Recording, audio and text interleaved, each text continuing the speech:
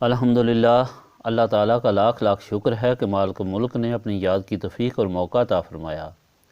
لاکھوں اور کروڑوں درود حضرت محمد مصطفیٰ صلی اللہ علیہ وآلہ وسلم پر، جن کے طفیل مالک ملک نے یہ مہربانی عطا فرمائی۔ سامعین کرام، اللہ تعالیٰ نے قرآن پاک میں ارشاد فرمایا، اعوذ باللہ من الشیطان الرجیم، بسم اللہ الرحمن الرحیم۔ بے شک جن لوگوں نے کفر کیا، انہیں ہرگز ان کے مال، ان کی اولاد اللہ تعالیٰ کے عذاب سے نہ بچا سکیں گے، اور وہ دوزخی ہیں، اور وہ ہمیشہ اسی میں رہیں گے۔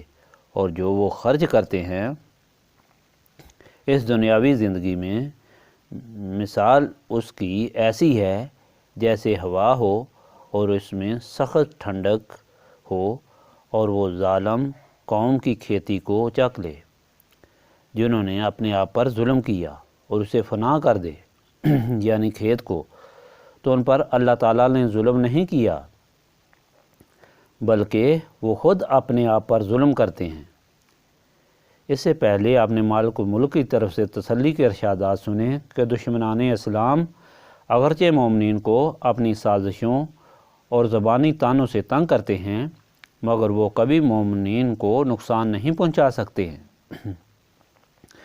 وہ خود ذلیل ہوں گے، ان پر ذلت اور محتاجی مسلط کر دی گئی ہے، کیونکہ اللہ تعالیٰ ان سے ناراض ہے۔ مومنین پر اللہ تعالیٰ راضی ہے، وہ اپنے بندوں کی ہر طرح مدد فرماتا ہے۔ کہیں ان کے طعنے، غرور اور تکبر پریشان کن تھے، کیونکہ ان میں سے اکثر قوم کے سردار تھے، خواہ مشرکین مکہ تھے یا مدینہ منورہ کے اہل کتاب تھے۔ اس کے علاوہ وہ تجارت اور زراعت پر قابض تھے۔ سرسبز باغات، لہلہاتے ہوئے کھیت ان کی ملکیت تھے۔ تجارت کے قافلے ان کے تھے جو مال و اسباب سے لدے ہوئے آتے تھے۔ ان کے مقابلے میں اہل اسلام اکثر مالی طور پر غریب اور ہجرت کر کے آئے ہوئے غریب الوطن تھے، اس لیے وہ ہمیشہ اعلان کرتے پھرتے تھے کہ ہم سے جدا ہو کر جو اسلام اختیار کرتے ہیں وہ ہر قسم کی عیش و عشرت اور امداد سے محروم ہوں گے، دنیا میں بھی اور آخرت میں بھی۔ دنیا میں تو ان کی دولت نمایاں تھی، اور آخرت کے لیے بھی وہ سخاوت اور خرچ کرتے پھرتے تھے۔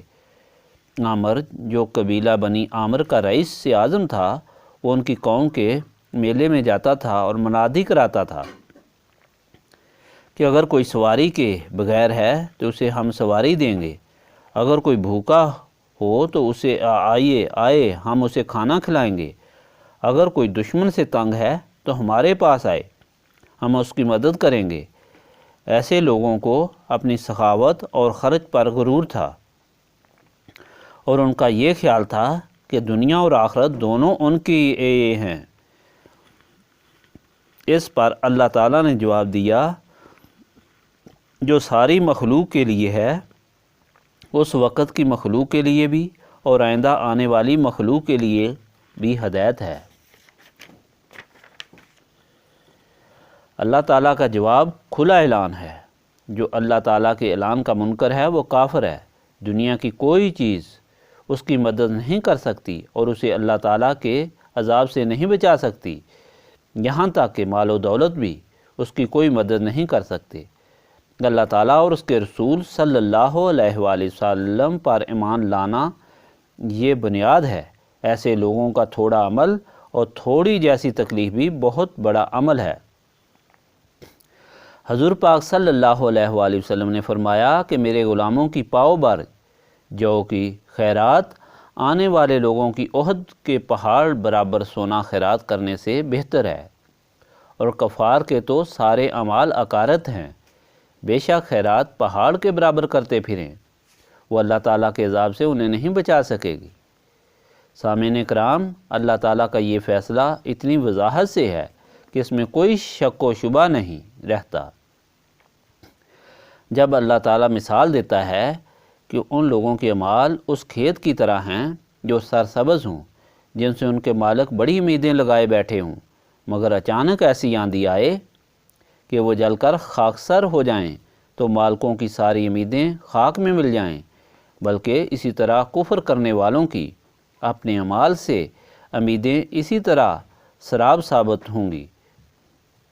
سامعین کرام، یہ کیفیت، یہ اعمال کی درستگی، یہ ایمان کی صحت اور پختگی صرف نسبت رسولی صلی اللہ علیہ وآلہ وسلم سے حاصل ہوتی ہے۔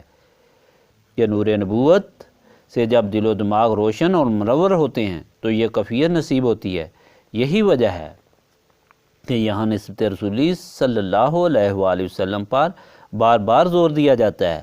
اس نسبت پاک کو حاصل کرنے کے لیے سینوں کی صفائی کی ضرورت ہے، اور سینے صاف یاد الہی سے ہوتے ہیں، اور یہی اس محفل کا مدعا ہے۔ استغفر اللہ العظیم الذی لا الہ الا هو الحی القیوم واتوب الیہ۔ استغفر اللہ العظیم الذی لا الہ الا هو الحی القیوم واتوب الیہ۔